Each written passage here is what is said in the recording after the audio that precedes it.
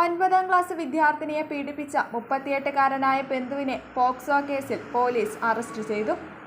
Cherupuzha police inspector T P. ദിനേശനാണ് പ്രതിയെ arrest ചെയ്തത്. വീട്ടിൽ ആളില്ലാത്ത സമയത്താണ് ബന്ധു പെൺകുട്ടിയെ ഉപദ്രവിച്ചിരുന്നത്. അടുത്തിടെ പീഡന വിവരം പെൺകുട്ടി അധ്യാപികയോട് പറഞ്ഞു. അധ്യാപിക വിദ്യാലയ അധികൃതരെയും വിദ്യാലയ അധികൃതർ ചൈൽഡ് ലൈൻ അധികൃതരെയും തുടർന്ന് പോലീസിലും വിവരമറിയിച്ചു.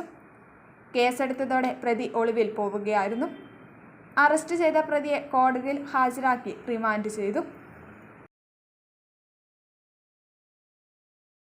+2 പഠനം കഴിഞ്ഞില്ലേ, ഇനി എന്തെന്ന് സംശയം ബാക്കിയാവുമ്പോൾ സാധാരണക്കാരന് പഠിക്കുവാൻ ഒരു കോളേജുണ്ട്. ചെറുപുഴയിൽ സെന്റ് മേരീസ് നഴ്സിംഗ് കോളേജ്. 2 വർഷത്തെ നഴ്സിംഗും ലാബ് ടെക്നീഷ്യൻ കോഴ്സും പഠിക്കുമ്പോൾ തന്നെ ശമ്പളത്തോടു കൂടി ജോലിയും കിട്ടും. ആഴ്ചയിൽ 500 രൂപ വീതം മാത്രം ഫീസ് അടച്ചാൽ മതി.